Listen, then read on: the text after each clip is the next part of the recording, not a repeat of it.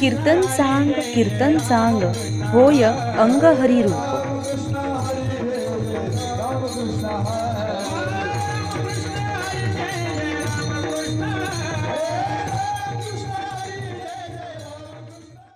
कैलासवासी उत्तम महादू पाटील लभडे यांचे प्रथम वर्षश्राद्ध कार्यक्रम शनिवार दिनांक 1/11/2025 रोजी सकाळी 10 ते 2 वाजेपर्यंत करण्याचे योजले आहे।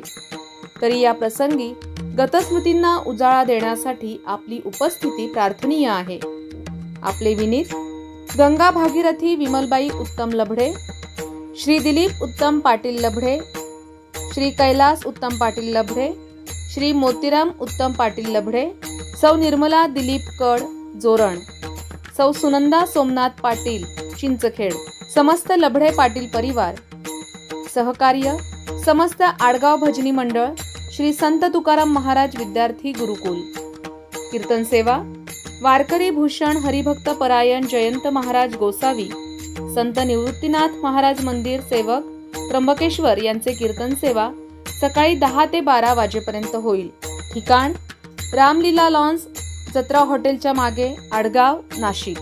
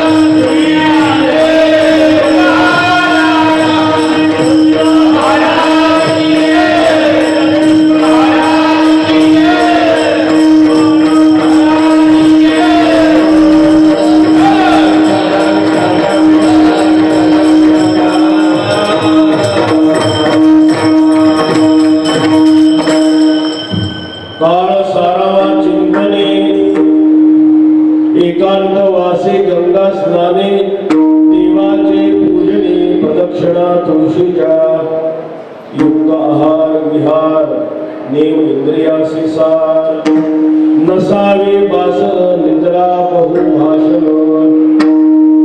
परमार्थ महाधन चोरी देवाची चरण व्हावया जतन हे उपाय लाभाची युक्त आहार विहार नेम इंद्रियासी सार नसावे बास निद्रा बहुभाषण देह समर्पिते देवा बहार काहीच न घ्यावा होईल आघवा तुका मनी आनंद युक्त आहार विहार नेम इंद्रियासी सार नसावे बासर निद्रा बहुभाषण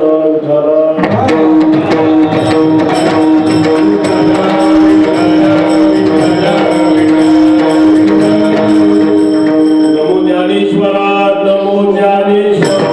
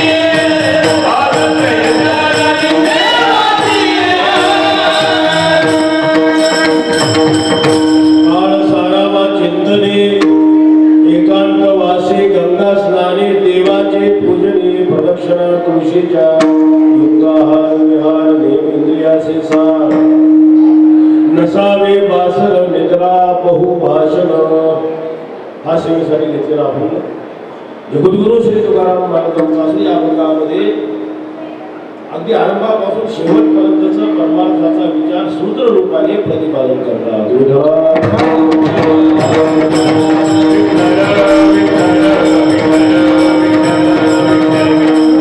या वर्गात साधारण उपदेश केला. साधारण म्हणजे याची आवड मनुष्याकडे महाराजांनी या वर्गामध्ये परमार्थाचा उपदेश केला आहे. आजच्या सेवेच्या प्रवृत्तीनिमित्त आपल्या सर्वांना ज्ञात आहेच. उद्धृत करणं माझं कर्तव्य की आज आपली ही जी सेवा ही नैमित्तिक सेवा निमित्त असा आहे. कैलासवासी श्री उत्तम महादेव लवढे यांचे हे आज प्रथम वर्ष आणि मला सर्व लवढे परिवारातील सर्व कुटुंबीय पहिल्यांदा त्यांच्या धर्मपत्नी गंगा भारती विमलबाई उत्तम लवढे असतात. त्यांचे दोन भाऊ साहेबराव लवढे आणि सुदाम आणि असणारे जे मुलं आहेत मोतीराम लवढे आणि दिलीप लवढे आणि कैलास असेल. मनुष्य देह प्राप्त होणं मोठा चमत्कार. का चमत्कार आहे? मनुष्य देह कधी प्राप्त होतो? यावेळी पाप आणि पुण्य समान होतं. आणि पाप पुण्य समान होणं मोठा चमत्कार आहे. महाराजांनी त्याला एक न्याय दिलेला आहे की जसा आंधळा मनुष्य टाळ्या वाजवीत बसावा आणि त्याच्या हातात कावळा सापडावा. म्हणजे किती मोठा चमत्कार, किती दुर्लभत्व आहे. महाराजांनी जे वर्णन केलं, पावलो हा देह कागदांच्या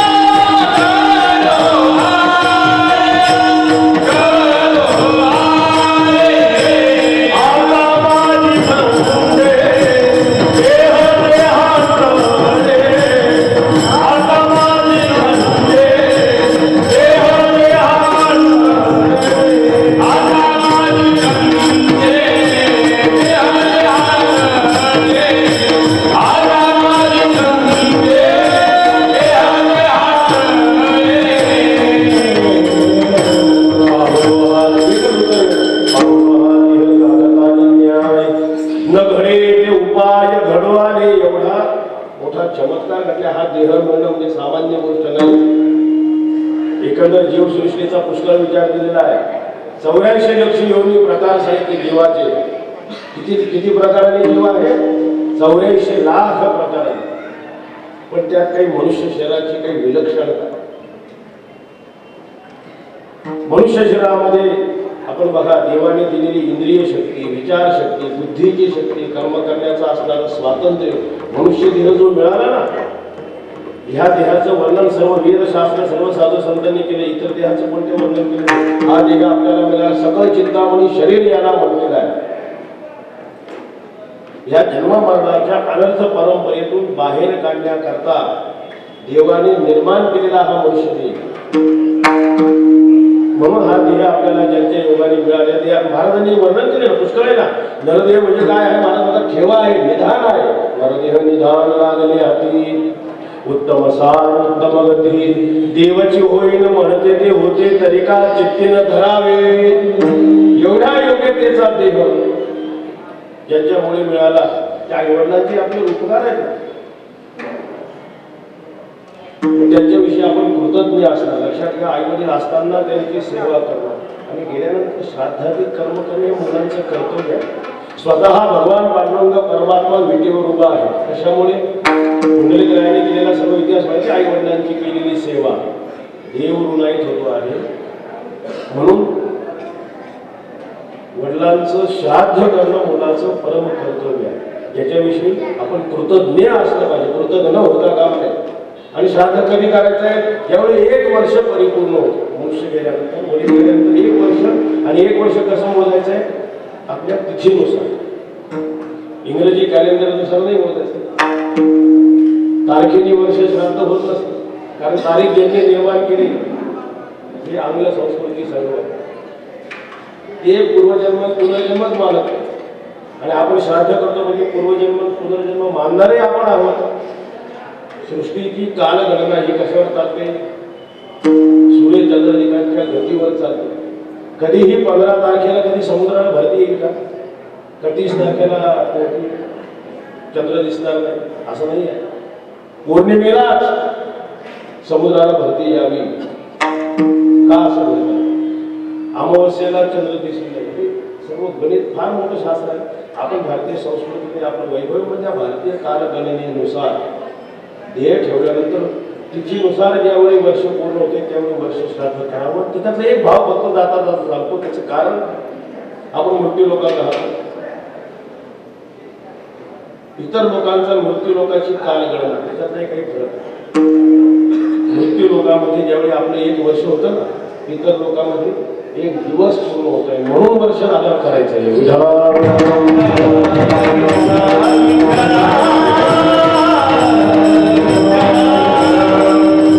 म्हणजे रोज त्यांना अन्न उदक दिल्यासारख्या श्राद्धाच्या निमित्ताने का मनुष्य गेल्यानंतर आता यातही मोठी बाजू आहे. मनुष्य जातो म्हणजे काय? मरण म्हणजे नेमकं तरी काय आहे? जन्म म्हणजे नेमकं तरी काय आहे? व्यवहारात आपण आपला जन्मही पाहू शकत नाही, मृत्यूही पाहू शकतो. आता व्यवहारात जन्म कशाला म्हणतात, मरण कशाला म्हणतात? परमार्थाच्या दृष्टीने जन्म म्हणजे नेमकं काय आहे?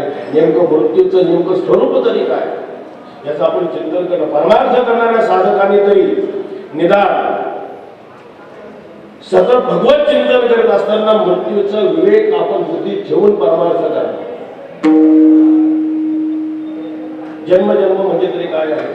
आपण लक्षात घ्या, दिसणारा आपला हा स्थूल देह आहे. या स्थूल देहामध्ये नुसता देह नाही, याच्यात एक लिंग देह असतो. त्याच्या पाठीमागे एक कारण देह मग आत्मचैतन्य. स्थूल शरीरातला जो लिंग देह ज्याला सूक्ष्म देह म्हणतात त्याच्यामध्ये काय काय असतं? त्याच्यात पंचप्राण असतात, पंच ज्ञानेंद्रिय, पंच कर्मेंद्रिय, मन, बुद्धी, चित्त आणि अहंकार. मनुष्याला व्यवहारामध्ये जेव्हा आपण मरण म्हणतो त्यावेळी काय होत असतंय? लिंगदेह शरीरातून बाहेर जाते, त्याला व्यवहारात मरण म्हणतात. मनुष्य ज्यावेळी देह ठेवतो, हा दिसणारा देह तर इथेच असतो. कुठे जातो का देह? देह नष्ट होतो, कुठे जातोय? आणि नष्ट करावं लागतंय, 4 जणांना खांद्यावर घ्यावं लागतंय, दहन करावं लागतंय. देह कुठे जात नसतो. शरीरामध्ये असणारा आत्मचैतन्य तेही कुठे जात नाही. का? आत्मचैतन्य सर्वत्र व्याप्त आहे. त्याला जाणं येणं, व्यापक गोष्टीत पुढे जाणं येणं घडेल काय? जी गोष्ट व्यापक आहे, सगळीकडेच आहे, त्याला जाणं येणं घडत नाही. आकाशाला कुठे जाणं येणं आहे का? आता आपण वारीला जातो, पंढरपूरला एवढी गर्दी आणि थोडी जागा मिळाली म्हणजे थोडं आकाश आपण बरोबर असं होईल का? व्यापकतेमध्ये क्रिया होत नाही, चैतन्य कधी बाहेर पडतो. मग शरीरातून जातोय तरी नेमकं काय?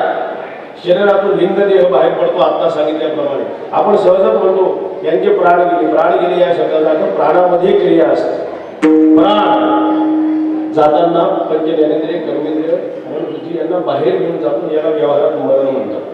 आणि तोच लिंग देह पुन्हा स्थूल शरीरात प्रवेश करणे याला जन्म म्हणतात. आणि ही अनर्थ परंपरा खंडन करण्याचं नाव आहे परमार्थ. परमार्थ म्हणजे नेमकं काय आहे? जन्म मरणाची अनर्थ परंपरा. सतत जन्माला येणं आणि मरण. जन्माला यायचं, कर्म करायचं, कर्म पुन्हा भोगायला जन्माला यायचं, ज्याला कर असं थोडक्यामध्ये त्याचा भाव. ही अनर्थ परंपरा खंडित करणं याचं मुख्य सूत्र याला म्हणतात परमार्थ म्हणजे नेमकं काय आहे?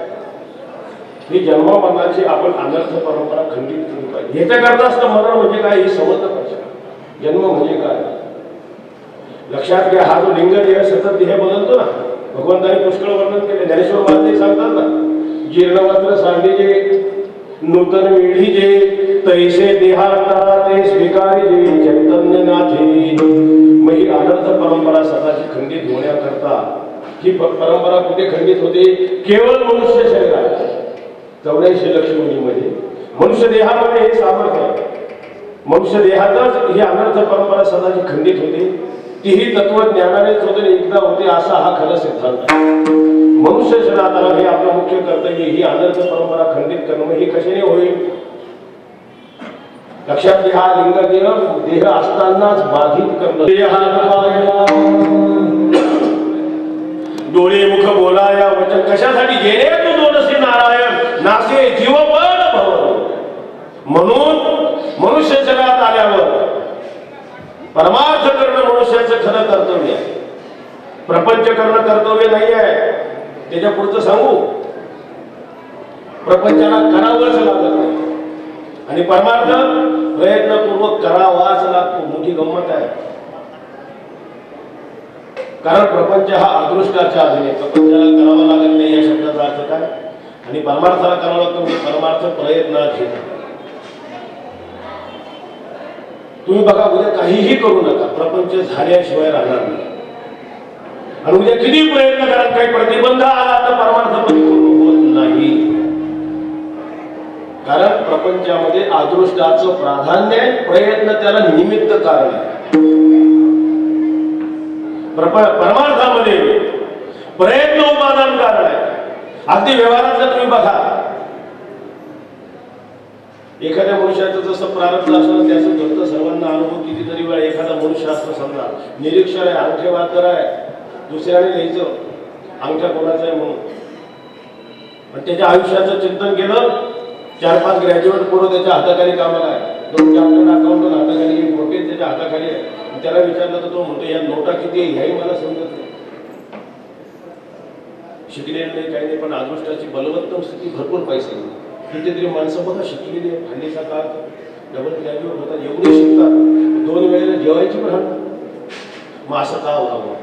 होण्याचं कारण काय? ज्ञानेश्वर महाराज सांगतात, भाग्याचे नि बळसे उद्यमाचे नि मिसे संपत्तीचा तापैसे घरली.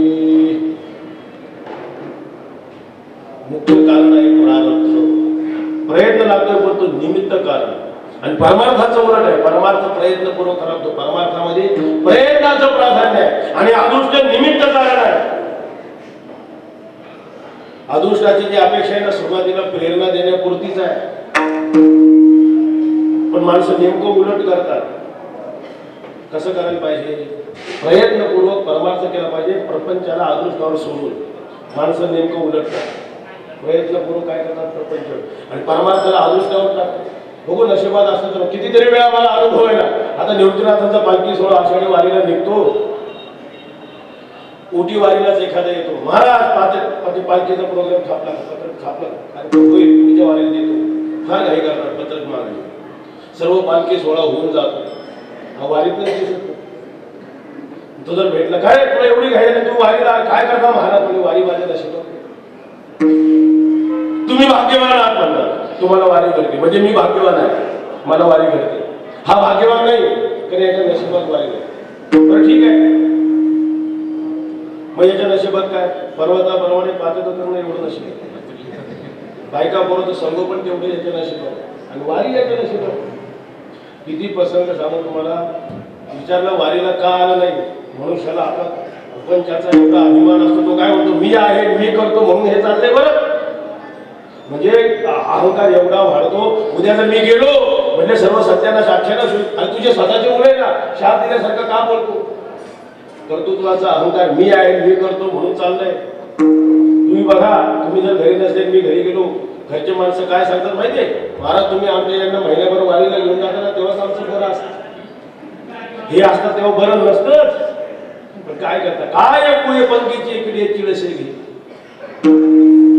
परमार्थ कर, नशिबावर सोडतो, बघू नशिबात असतो. ठीक आहे, मग आता असं तर तुझ्या मुलाचं लग्न ठरवायचं आहे, लोकांची उमरे काही जाऊन झिजवू नकोस.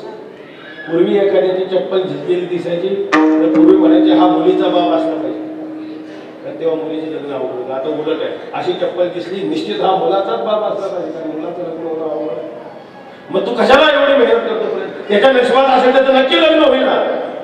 तो म्हणतो महाराज तसं नाही, मी प्रयत्न केला तर आणि तरच त्याचं लग्न होईल. म्हणजे काय झालं, अदृष्ट आणि प्रयत्न यांचा नेमका उलटच अर्थ लोकांनी घेतलाय. बरं मी सांगतो म्हणून ते महाराजांचं प्रमाण आहे.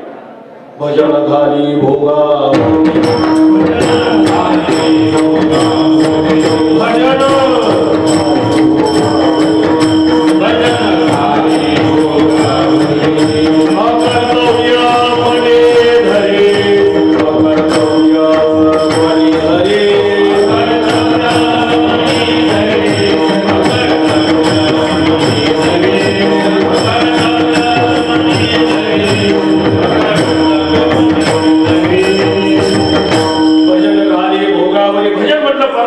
भोगावर आत्मस्कार करतो, नशिबात असेल तो आणि अकर्तव्य असणारा प्रपंच करणं मनुष्य ह्या आल्यावर काय अकर्तव्य. मनी मानशी धरून अगदी हाडाची काढा करून, रक्ताचं पाणी करून, डोक्याचं खोबरं करून, रात्रीचा दिवस करून, दिवसाची रात्र करून चाललंय काय.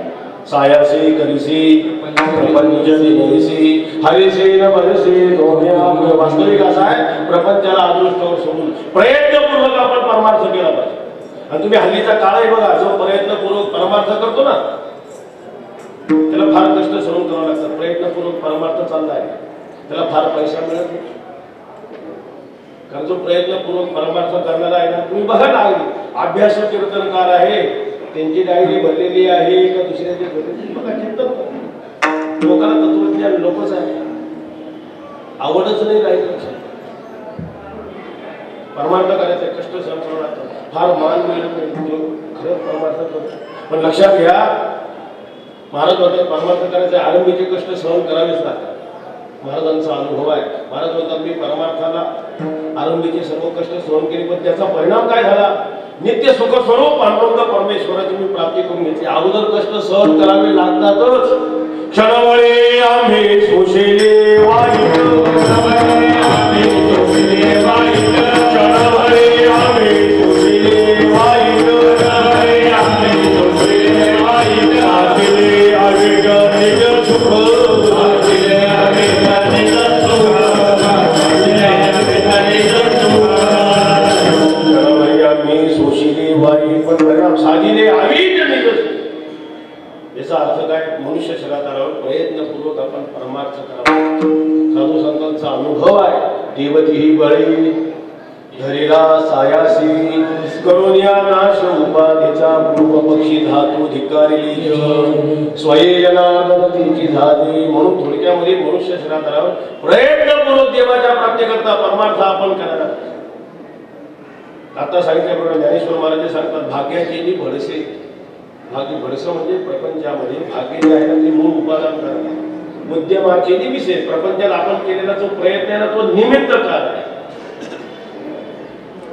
व्यवसाय निमित्त फळ देत असे संचित, अशी स्थिती असल्यामुळे प्रयत्नपूर्वक परमार्थातून भगवत प्राप्ती करून या जन्मबंधाच्या दुःखाच्या आनंदमयातून बाहेर पडणं हे करणे परमार्थाचे सूत्र आहे. आणि हे प्राप्ती देवाची प्राप्ती करायची होईल कशाने आता ठरलं आपलं कल्याण कशाला त्याच्यामध्ये विठ्ठलाची परमेश्वराचं आत्मत्वाने ज्ञान संपादन करण्यास उपाय काय? भगवत प्राप्तीचे अनेक उपाय म्हणून वेदामध्ये सांगितले. अनेक उपाय तरी का सांगितले वेदाने, का सांगावं लागले वेदाला? काही संशयात टाकण्याकरता नाही, अनेक उपाय सांगून काही संशयात नाही टाकले वेदाने. वेद साऱ्या विश्वाची माऊली आहे. अहितापासून काढते हित देऊनी वाढविते नाही श्रुते पर्वते माऊली जगा. पण मग एवढे उपाय काय सांगितले? तेवढे अधिकारचे लोक जगात आहेत. ज्याचा जसा अधिकार आहे तसा त्याला उपदेश केला तर त्याचा उद्धार होईल. अधिकार भेदाने उपाय सांगितले. तुम्ही बघा भगवत प्राप्तीचे उपाय स्वतः भगवंताने भगवद्गीतेचं चिंतन करा. भगवत प्राप्तीकरता जे उपाय अगदी सुरुवातीला मूर्ती पूजा करा म्हणून सांगितले. मूर्ती पूजेत प्रवृत्त झाले नाही. मूर्ती पूजा करा. ही संसारी लोक आहे विषय असते. मूर्ती पूजा मूर्ती पूजा आपण करतो. मूर्ती पूजा मानणारा आपला संप्रदाय कितीतरी लोक आहे नावं ठेवतात. हे दगडाची पूजा करतात. अरे तुला डोळ्यात दगड दिसतो, आम्हाला दिसत नाही का?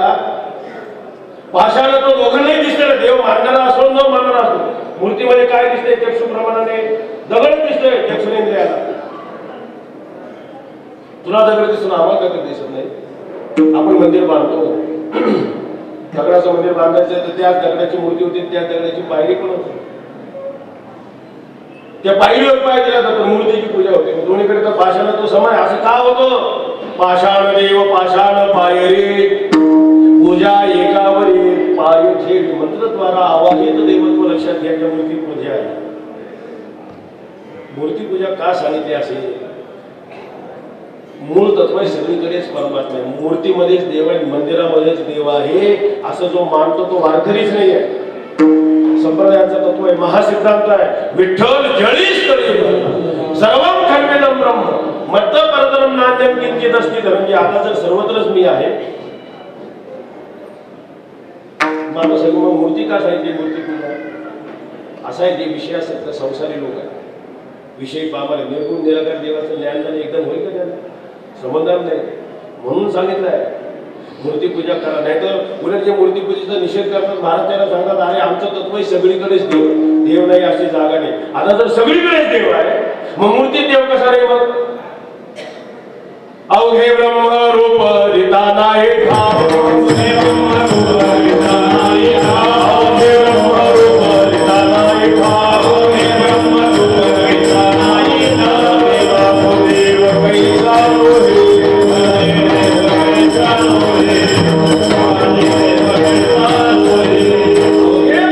सगळीकडेच देव आहे. रिता नाही ठाव. एक जागा अशी शिल्लक नाही. प्रतिमा तो देव कैसा आहे? मूर्तीमध्ये देव काय आहे? पुष्कळ शास्त्रोक्त पद्धतीने वर्णन येतो. आता आपला विषय नाही पण मग मूर्ती पूजेत आरंभीला प्राथमिक सुरुवातीत काय मूर्ती पूजा केली म्हणजे झाला काय परमार्थ? झाला मोक्ष मिळणार आहे. आरंभीचा परमार्थ आहे, सुरुवातीचा प्राथमिक भक्ती. त्याच्या पुढे आहे जो मूर्ती पूजेत राहत नाही त्याला ध्यानाचा उपदेश करायचा. देखील ध्यान काशी लाविले ते नाही जमत त्याला. निष्काम करून राहायचं. निष्काम उपासना पुष्कळ पुष्कळ साधन आहे. यादीच्या यादी साधन आहे. हे सर्व साधनासाठी ह्यापैकी कोणतेही साधन अनुष्ठान कर भगवान सांगतात. कोणतेही साधन कर मी तुझ्यावर प्रसन्न होतो. आणि मी जर प्रसन्न झालो तेषां समुद्धरता मृत्यू संसार सागर भगवत वचन आहे. जगद्गुरु श्री तुकाराम महाराज हा सर्व भाव डोळ्यासमोर ठेवतात. कारण वारकरी संप्रदायाच्या दृष्टीने आपण विचार करा.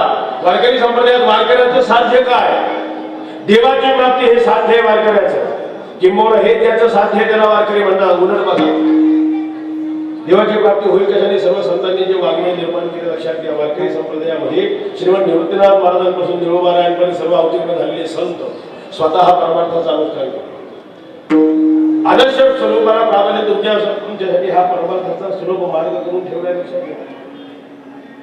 मग देवाची प्राप्ती साध्य महत्वाचं माध्यम काय? भक्ती. संतांची भर कशावर दिलाय? महत्वाचं साधन आहे भक्ती. जी भक्ती कशी आहे? जी अद्वैत तत्वज्ञानाच्या परिशिखर आधारित आहे. वारकरी संप्रदायाची हीच विशेषता आहे. भक्ती मानतात पण अद्वैती संप्रदाय.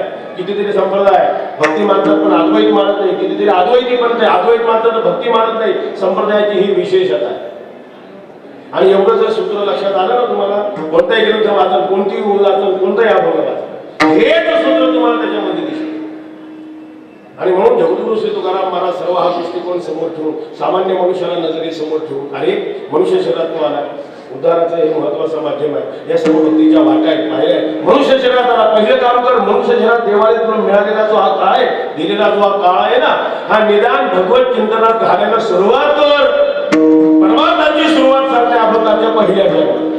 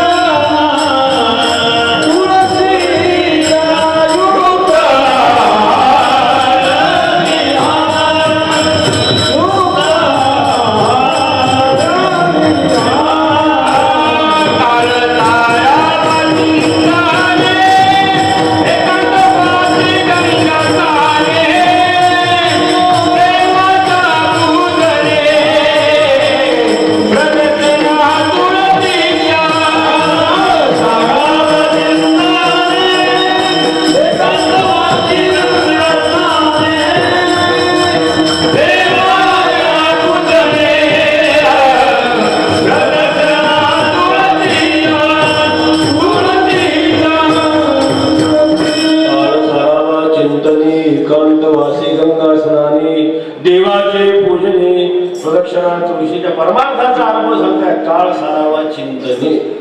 आता आपला काळ चिंतनातच जातोय ना, कारण मन आरोपणाशिवाय राहू शकते का? काळ चिंतनात आहे, पण चिंतनाचा विषय काय?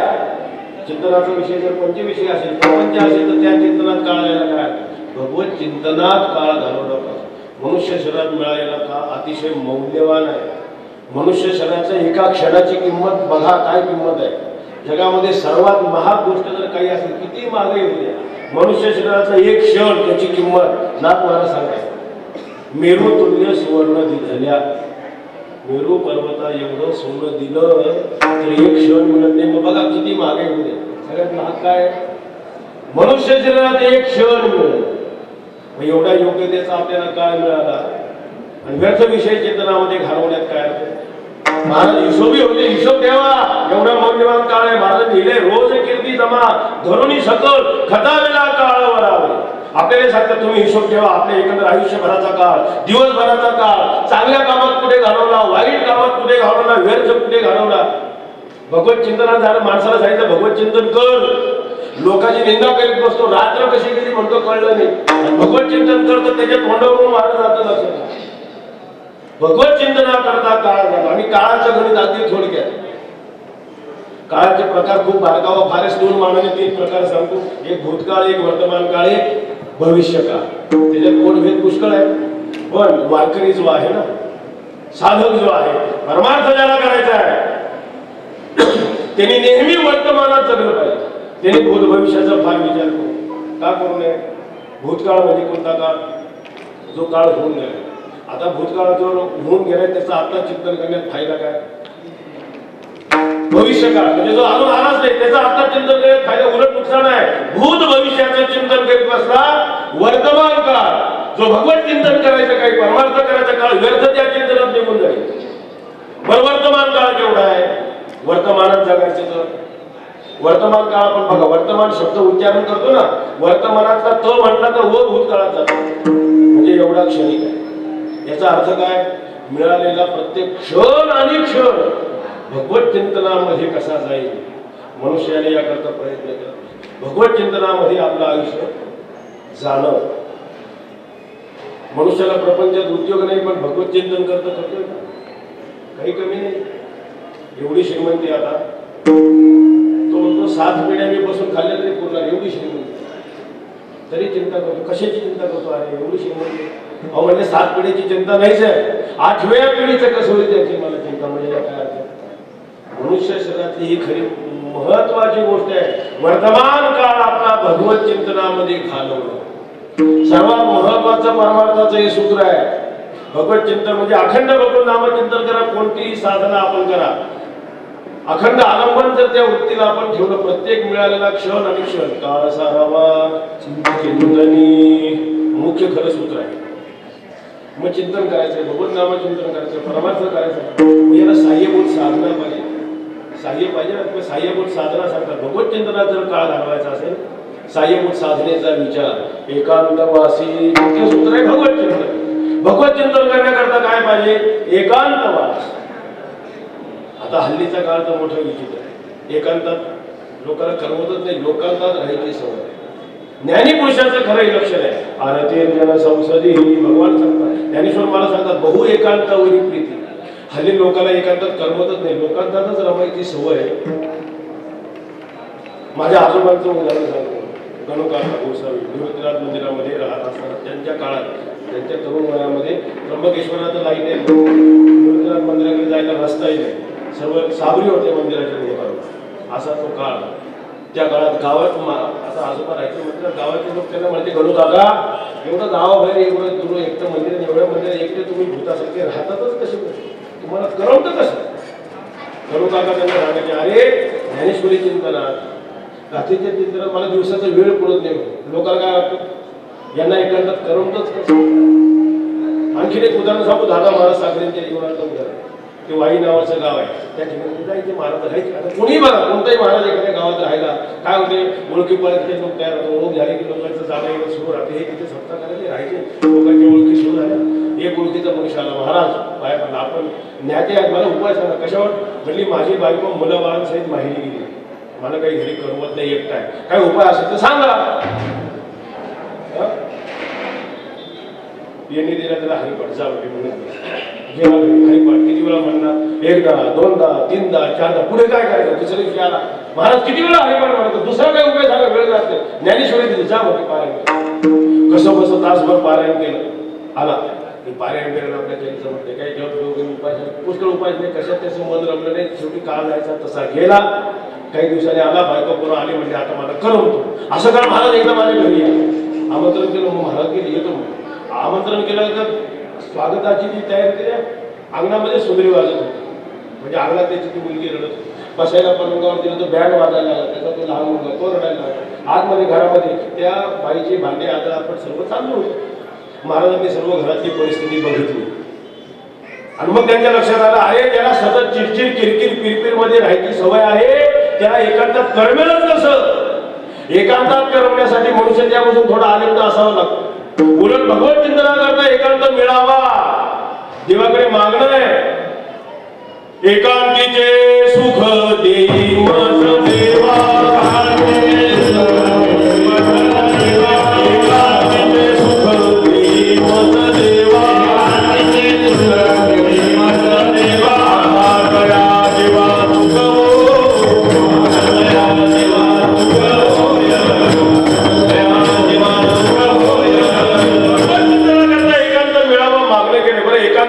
एकांत म्हणजे तरी नेमकं काय आहे? सर्व घरदार बायका पोरं सोडून जंगलामध्ये निघून जाणं म्हणजे एकांत नाही आहे. जरी वनात गेला, वनात जाऊन वनितेचं ध्यान करत असेल, कसला एकांत आहे? कारण एकांत जो कर्मशास्त्रानुसार एकांत वेगळा आहे, ज्ञानी महात्म्याचा एकांत वेगळा आहे, वारकरी जो उपासक भक्तिशास्त्रानुसार एकांत तुम्ही बघा. घरामध्ये दोनच माणसं आहेत, एकाला सिनेमा पाहायचा आणि एकाला कीर्तन ऐकायचे, दोघांचं तरी जमेल का मग? एकांत म्हणजे काय? तुम्ही आता इथे एवढे लोक, इथे तरी लोक थोडे वारीमध्ये पायीवारीत किती लोक असतात, आपला एकांत बिघडतो का? का नाही बिघडत? कारण वारीच्या भजनाच्या कीर्तनाच्या परमार्थाच्या आवडीचे लोक एकत्र येणं हा सुद्धा एकांत आहे. आवडीचा विषय एक असणं हा एकांत आहे. माझे जातीचे मज भेटो कोणी, आवडीचा विषय एक असणं, सर्वांना परमार्थाची कीर्तनाची भजनाची आवड असणारे एकत्र आणि उलट असे आवडीचे एकत्र आले पाहिजे. कारण कलियुगाचा महिमा आहे. परमार्थ साधना एकट्यानं होणं अवघड आहे. कलियुगामध्ये संघाची शक्ती असते, एकतेची शक्ती. म्हणून तर सामुदायिक पारायण आपण काय करतो, सामुदायिक पद्धतीने वारीला का जातो. मागच्या महिन्यात आपण ब्रह्मगिरी परिक्रमा केली. काय एकट्यानं करता येत नाही, एकट्यानं झाली असते. सामूहिक पद्धतीने हे साधन शक्य असल्यामुळे आवडीचे सर्व परमार्थाचे आवडीचे लोक येणं एकत्र येणं असं काय एकांतच आहे. एकांतवासी. पुढे उपाय गंगा स्नाने, भगवत चिंतन करायचं आहे, परमार्थ करायचा आहे. पण भगवत चिंतन करताना परमार्थाची वृत्ती राहण्याकरता अधिकार येण्याकरता गंगा स्नान करावं. गंगा स्नानाने मनुष्य निष्पाप होतो. एक तत्व कायम लक्षात ठेवा, पापी माणसाला देवाचं दर्शन कधीच होणार नाही. या देवाला आव्हानही नाही आहे. देवाचं दर्शन व्हावं लागते, उद्धार व्हावा, सुख मिळावं, मनुष्य निष्पाप पाहिजे. निष्पाप होणं परमार्थाची पहिली पाहिजे. तुम्ही पुढे वारी करा नका करू, काही करू नका. नाव घालू नका. आपण काय सांगतो तुम्हाला, जर नाव घालून पाप करायचं असेल त्याच्यापेक्षा माने घालू. पण पहिल्यांदा पाप सोडा, अधिकारी व्हा आधी. मनुष्य निष्पाप होण्याकरता त्याचा एक मुख्य उपाय साधारण प्रायश्चित्त गंगा स्नान. गंगा स्नानाने मनुष्य निष्पाप होतो. माळ घालू नका म्हणजे त्याचा अर्थ तुम्ही उलट करू नका. कारण माळ घालून जर पाप करणार असेल तर उपयोग काय. लोकांची प्रवृत्ती बघा, पाप सोडत आहे. काही लोक आले, महाराज पंढरपूर घालायचं आम्हाला, म्हणजे देऊ घालायचं. चांगले घाला, सोलापूर लुटून. बाबा पंढरपूर घालू नको, पण सोलापूर लुटू नको. मनुष्य निष्पाप झाला पाहिजे. ही खरी परमार्थाची पाहिजे.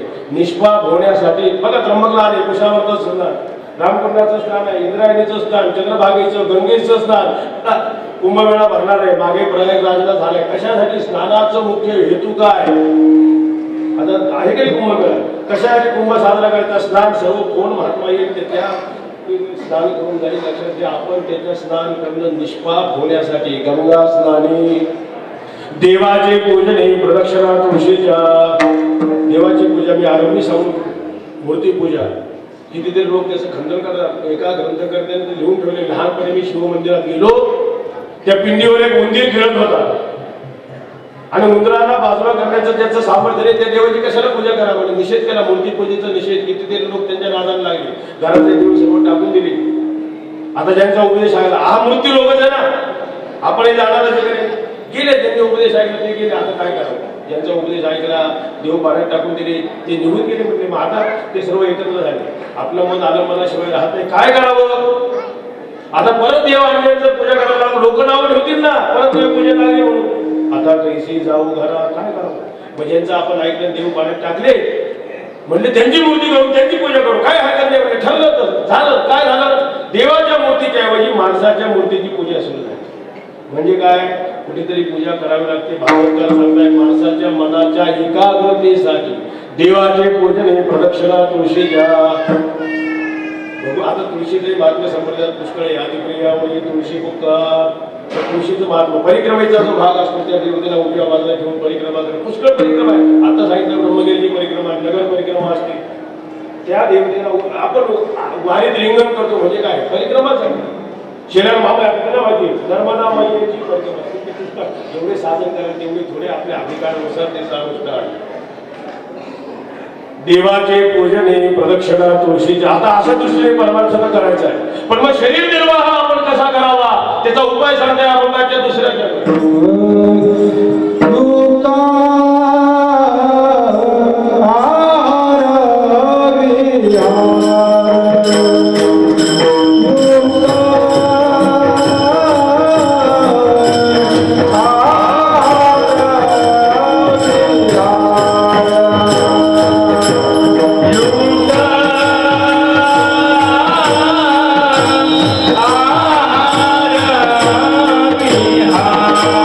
Hare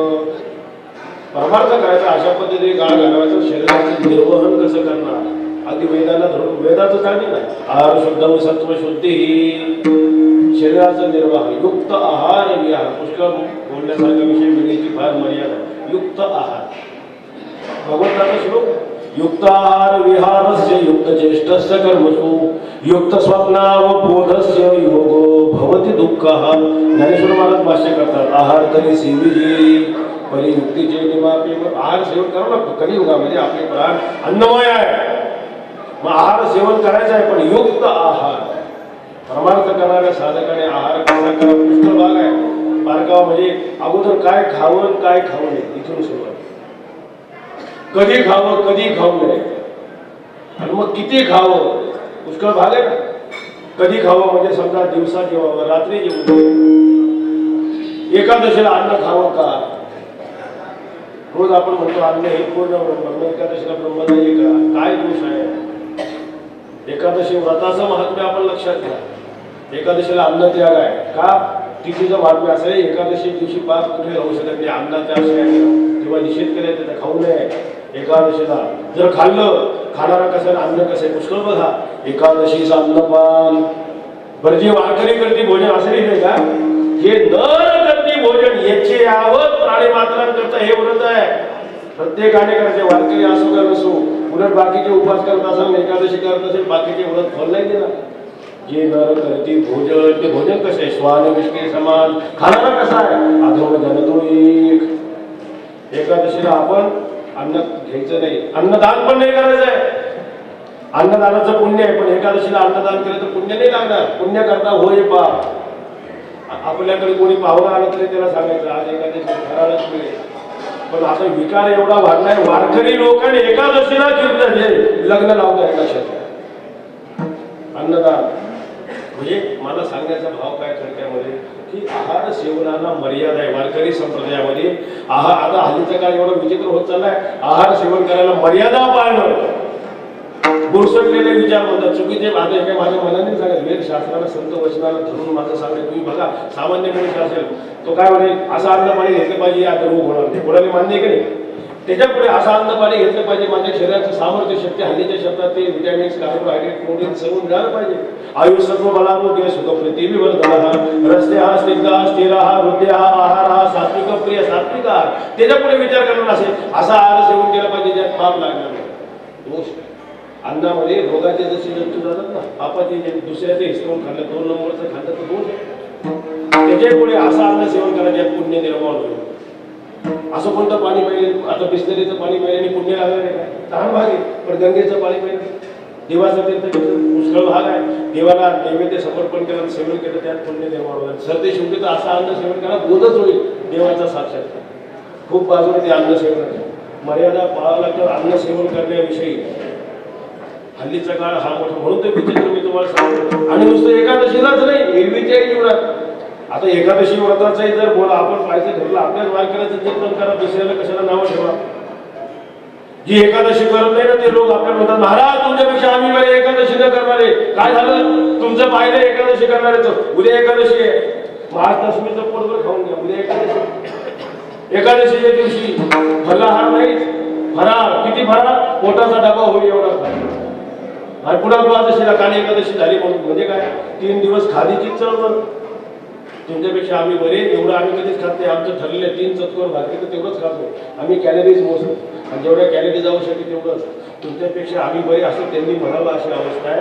आणि इथे महाराज सांगतात एकादशीच्या जीवनात नाही, परमार्थ करायचा आहे रोजच्या जीवनामध्ये.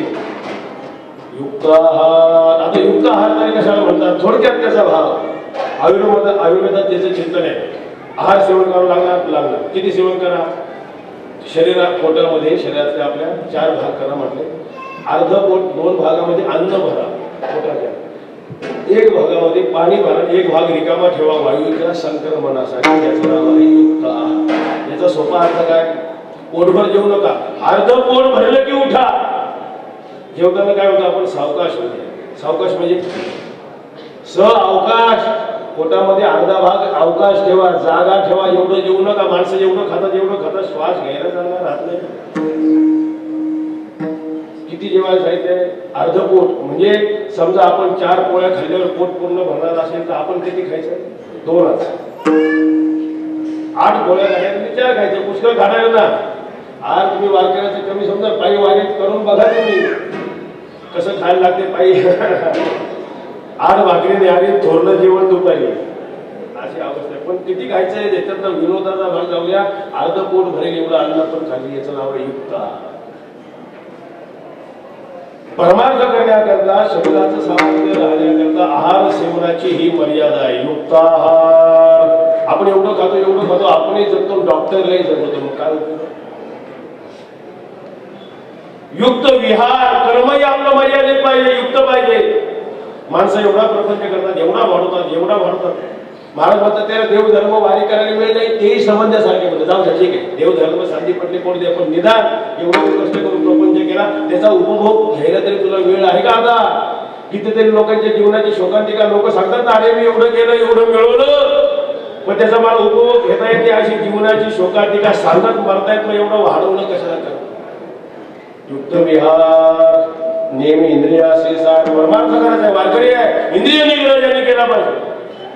इंद्रिय निग्रहाशिवाय भगवत प्राप्ती नाही. लक्षात घ्या. श्रद्धावान लभते ज्ञानम तत्पर संयतेंद्रिया ज्ञानम लब्ध्वा पराम शांती आचरेणाधिगच्छति.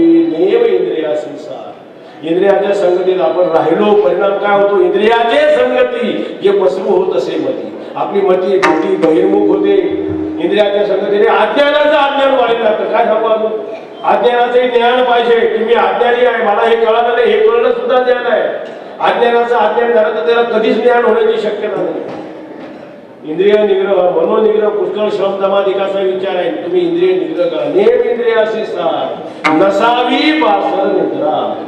परमार्थ करण्याला साधक जसं खाण्याला मर्यादा आहे, किती खावं कधी खावं, तसं अमर्याद झोपू नये. परमार्थ करण्याला साधक आणि झोपही मर्यादित पाहिजे. लोलुपता काय निद्रेते जिनावे. झोपण्याच्या बाबतीत तसं नाही, कधी झोपावं, कुठे झोपावं, किती झोपावं, फार बारकाव आहे ना. हे नियम तुम्ही बघा.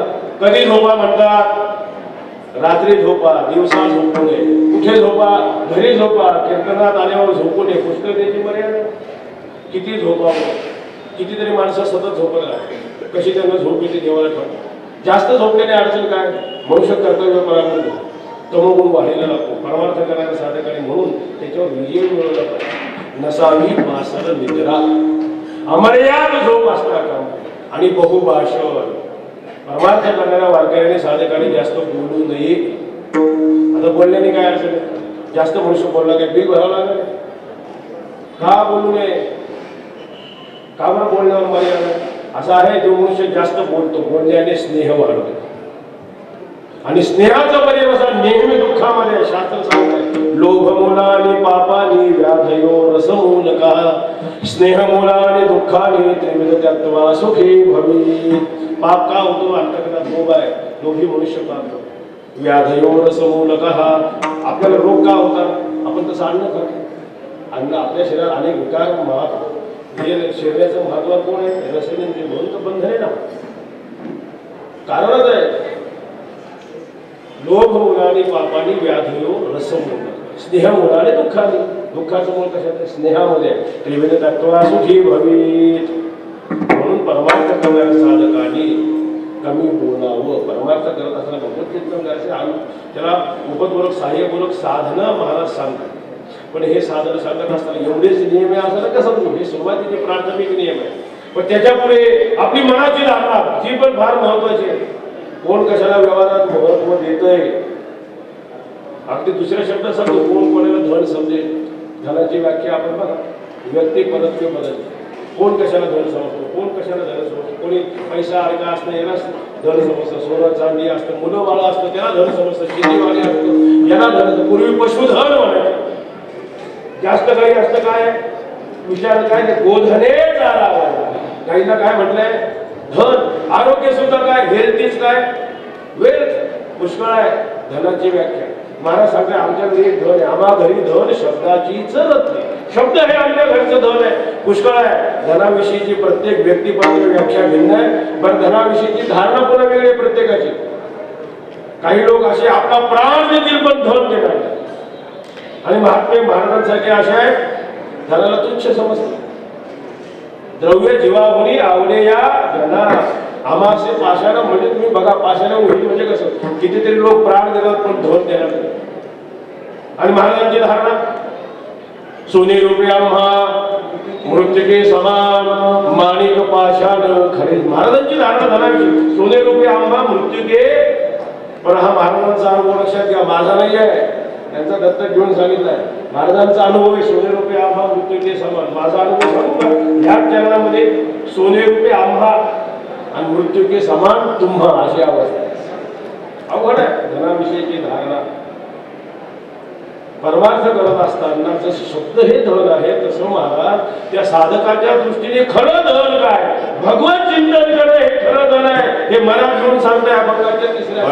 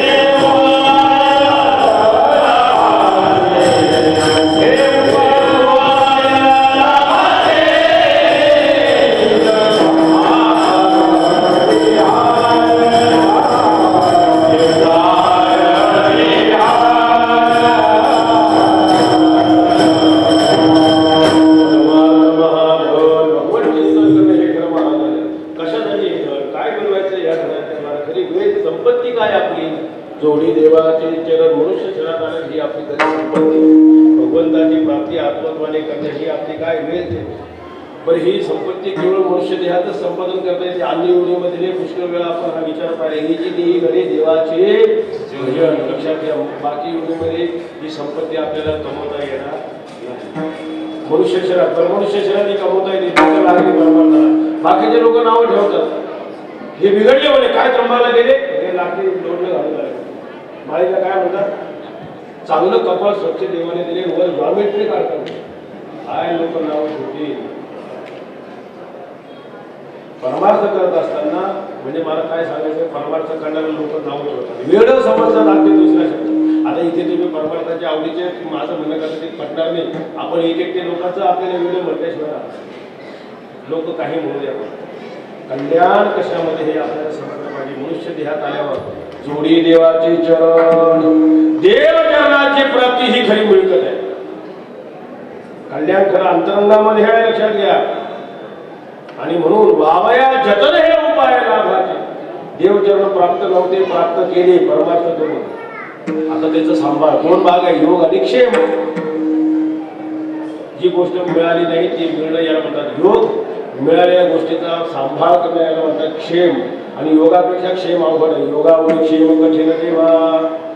मग हा प्राप्त झालेल्या देवचरणाचा सांभाळवा म्हणून तर हे नियम येत नाही. परमार्थात हे नियम कशासाठी नियम पाहिजे, लोकांना हा नियम नको, स्वैराचार पाहिजे. कशासाठी नियम आहे, वारकऱ्याने दिलेल्या नियमामध्ये राहून जर आपण केलं तर प्राप्त झालेल्या देवचरणाचा सांभाळ त्याच्यात होईल, नाही तर होणार नाही. म्हणून हे नियम अगदी सुरुवातीपासून काळ सरावा चिंतनेपासून जे परमार्थातले जे काही वारकऱ्याचे जे काही नियमावली आहे ही आपली आचारसंहिता आपण पाळलीच पाहिजे. नियम पाळलेच पाहिजे. पुष्कळ नियम आहे. नियम काय सांगू, आता वेळ संपत चालली पाहिजे, संपलेलीच आहे. 10 ते 12 लोक उशिरा सुरू झाले म्हणून थोडं 5-10 मिनिटं जास्त एवढंच बघा. म्हणून हे नियम पाळून आपण जर परमार्थ केला पाहिजे. वावया जतन हे उपाय लाभाचे. नियम उपाय त्याच्यासाठी आहे. मग हे करत असताना भगवत प्राप्ती हे सर्व साधन करायचं. याच्याकरता पहिल्यांदा काय झालं पाहिजे, देव प्राप्ती करता आपण अधिकारी झालं पाहिजे नाही. अनधिकारी माणसाला देव मिळेल का? मग अधिकारी होण्याकरता पहिलं आपण काय केलं पाहिजे? होय होय वार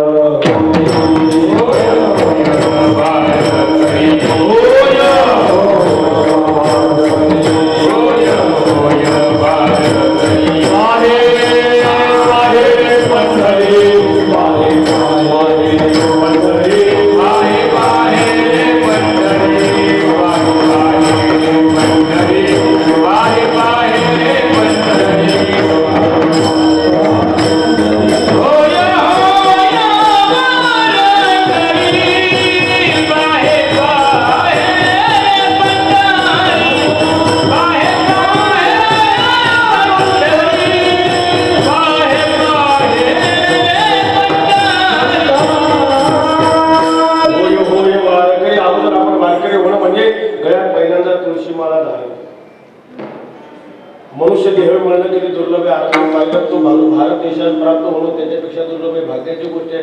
त्यात पुन्हा महाराष्ट्रात जन्म मिळणं त्याच्यापेक्षा भाग्य. ही संतांची भूमी आणि त्यातही नाशिक जिल्ह्यात संतांचे गुरुस्थान निवृत्तीनाथ महाराज एवढ्या जवळ आपण आलो म्हणजे निश्चित भाग्याशिवाय भाग्य म्हणून तर इथपर्यंत आपण जन्माला आलो ना.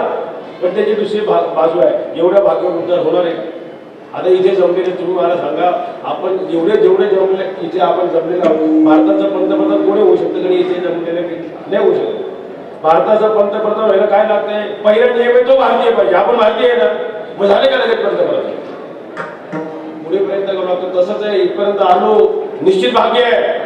पण पुढचं भाग्य संपादन करण्यासाठी वारकरी व्हावं. गळ्यात माळ घालावी. जर घातली नाही मुलं इथपर्यंत येऊन ते भाग्य आपल्याला समजलं नाही असा त्याचा अर्थ आहे. इथल्या योग्यतेमध्ये आपण आलो आहे. त्याचा जर दुरुपयोग केला उलट महाराजांचं सांगणं स्पष्ट आहे. कारण ते कपाळ नाम निर्माण म्हणजे इथपर्यंत येऊन जर माळ घातली नाही ना महाराज म्हणतात त्याच्यासारखा पांढरा पायाचा दुसरा पुढे म्हणजे कोणाला निंदा करावी असं नाही. प्रवृत्त व्हावं आपण अगोदर वारकरी व्हा. आणि वारकरी म्हणजे तरी काय? वारकरी कशावर नुसती माळ घालणे नुसतं वारकरी नाही. ती महिला घालावं लागते. पण त्याचं अंतर्गत लक्षण वारकरी कोणाला म्हणतात? काया वाचा जीवी मनी सर्वस्वी उदार बापर कुमार देवीवर विठ्ठलाचा वारी जो विरधार करतोय. पण कसं काया वाचा मनी जीवे सर्वस्वी उदार समर्पण ज्याच्या जीवनात आहे. 4 गोष्टींचं समर्पण आहे. वारकरी जीवन उपभोगाचं नाही समर्पणाचं आहे. वारकरी जीवनात पहिलं समर्पण आहे वाणीचं समर्पण. आपल्याला बोलता येतं म्हणून काही बोलायचं नाही. उलट देवा व्यतिरिक्त काही न बोलणं तो देवाविषयीच बोलतो तो वारकरी आहे. बोलण्याची नाही आता देवा म्हणून काही मनाचं समर्पण आहे. मनाने ध्यान करायचं विषयाचं प्रपंचाचं नाही देवाचं ध्यान. पांडुरंग ध्यानी पांडुरंग मने जागृती स्वप्नी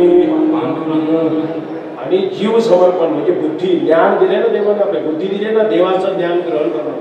आपलं बुद्धी देवाला समर्पण. समर्पणाचा भाव आहे वाणीचं समर्पण मनाचं समर्पण बुद्धीचं समर्पण पुष्कळ आहे. तो आता विषय नाही. इथे आता आपला विषय निदान मिळालेला हा देह. गळ्यात माळ घालायचे का बाकीचे कितीतरी सुंदर माळ आहे त्याकडे घालायची हिसका घालायची. देहावर तुळशीपत्र ठेवणे हा देह माझा नाही. विषय सेवन करण्यासाठी देह नाही. ईश्वर भक्ती करण्याकरता देह. ईश्वर भक्त हरिभक्त आहे म्हणून तुळशी माळ घालून या देहाचं समर्पण करा. महाराजांचा अभंगाच्या शेवट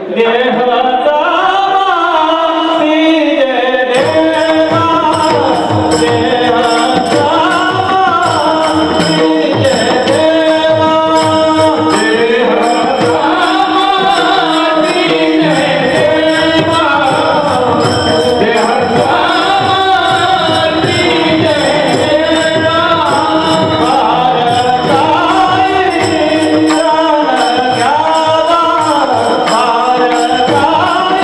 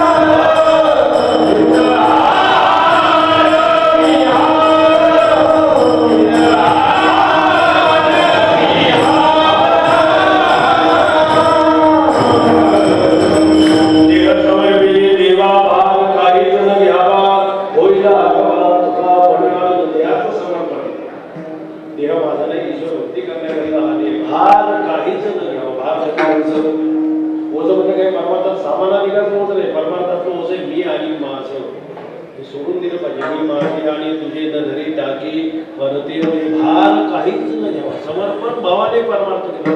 गोमट येते करा माझे भार ओझे घालून या भार नाही. अशा पद्धतीने समर्पण भावाने जर परमार्थ केला होईल आगवा तुका म्हणे आनंद. बारकरी होऊन समर्पण भावाने परमार्थाचा अवघा आनंद, व्यापक आनंद, निरपेक्ष आनंद, नित्य निरतिशय सुख तुम्हाला प्राप्त होईल. पण सुरुवात करत असताना आरंभी सांगितल्याप्रमाणे काळ सारावा चिंतनेपासून छोट्या छोट्या साधनाच्या द्वारा सरते शेवटी व्यापक आनंदाच्या अनुभूतीला तुम्ही प्राप्त व्हाल. असं संपूर्ण परमार्थाचं सूत्र या भंगामध्ये महाराजांनी प्रतिपादन केलं. या उत्तम भंग या वर्ष श्राद्धाच्या निमित्ताने अभंगावर काही चिंतन करण्याचा प्रयत्न केला आहे. लक्षात घ्या, काही ज्ञानदान घडावं म्हणून ही सेवा आहे. सेवा कशासाठी? हे नैमित्तिक कर्म आहे, श्राद्धादी कर्म ते निमित्ताने आहे. श्राद्धामध्ये जे कसं करायचं आहे, श्रद्धेने करायचं आहे. शास्त्राने सांगितलं बाबा म्हणून करणं वेगळं, नाही केलं तर लोक काय म्हणतील म्हणून करणं वेगळं, श्रद्धेने करणं. आपल्या वडिलांचे आपल्यावर जे उपकार आहे कृतज्ञतेसाठी त्यामध्ये मग पिंडदानाचा कर्ममार्गाचा विचार आहे. पिंडदान जर आपण केलं तर इतरांना अन्न प्राप्त होत असतात, ते त्यांनी तृप्त होत असतात, आपल्याला आशीर्वाद देतात. म्हणून श्राद्ध आहे. त्या निमित्ताने काय अन्नदान दर महिन्याला आपण मासिक श्राद्ध करतोय, त्याच्याकरता अन्नदान आहे. आता वर्ष श्राद्ध आहे, त्या निमित्ताने सर्व इष्टमित्र सगळे सज्जन आपण जमले, यांना एक अन्नदान. कारण दानाचे जे प्रकारे पुष्कळ दान आहे त्यामध्ये श्रेष्ठ दान व्यवहारामध्ये अन्नदान आईवडिलांच्या निमित्ताने घडावं. काही निमित्ताने अन्नदान हे श्रेष्ठ आहे म्हणून त्या निमित्ताने अन्नदान.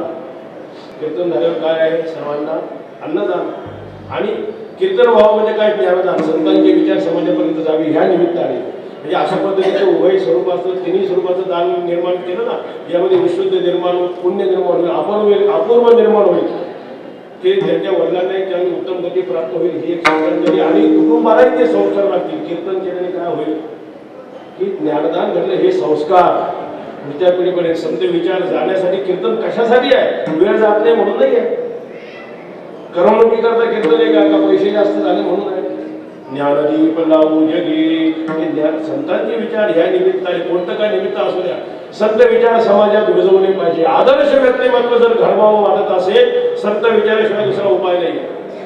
आदर्श निदान माणसाने माणसावर वागावं कसं हे जरी शिकायचं असेल संत वाङ्मयाची संगत आपण अवश्य केली पाहिजे. संतांचे विचार लहानपणापासून लहान मुलांवर संस्कारित जर आपण केले, आदर्श आपला संत विचाराचा परिणाम काय होईल? आपली घरं चांगली राहतील, आपलं गाव चांगलं राहील, तालुका, जिल्हा, राज्य, देश, सर्व जग चांगलं होईल. किंबहुना सर्व सुखी पूर्ण होणी तीही लोकी भजी जो आदि पुरुषी आकृती, या सर्वत्र सुखाची प्राप्ती व्हावी हा जो संतांचा एक निरोप आहे. त्या निरोपाप्रमाणे काही संकीर्तन ज्ञानदान करण्याचा प्रयत्न केला. ह्या निमित्ताने म्हणजे उत्तम भाऊंचं हे वर्ष श्राद्ध आहे, या निमित्ताने त्यांना उत्तम सद्गती प्राप्त हो. श्री निवृत्तीनाथ महाराज समाधी संस्थान असेल, श्री निवृत्तीनाथ महाराज वारकरी भजनी मंडळ, सर्व निवृत्तीनाथांचे निष्ठावंत वारकरी, सर्व लबडी परिवाराचे सर्व आप्तेष्ट, सर्वांच्याच वतीने सर्व गुणीजन मंडळी या ठिकाणी आले, त्यांच्याशिवाय कीर्तन आहे सर्व महाराज मंडळी आले, हे सर्वांचे मुख्य भावना या निमित्ताने त्यांनाही आदरांजली, ही खरी श्रद्धांजली. आणि समजा आता कैलास भाऊचं माझा परिचय, बाकी त्यांचे नाव नाही, ते सर्व भाऊ ते सर्व मिळून हे संस्कार त्यांच्या घराण्यात राहावे, वारकऱ्यांची त्यांच्याकडून सेवा घडावी. लक्षात घ्या, स्वतः आपण वारकरी व्हावं याच्याकरता ही प्रेरणा मिळावी म्हणून हे संकीर्तन अभंगावर काही चिंतन करण्याचा प्रयत्न केला. झालेली सेवा श्रीमंत निवृत्तीनाथांच्या त्यांनी समर्पित करतो. उत्तम भावना या निमित्ताने आदरांजली वाहतो. सेवेला पूर्ण विराम. निवृत्ती ज्ञानदेव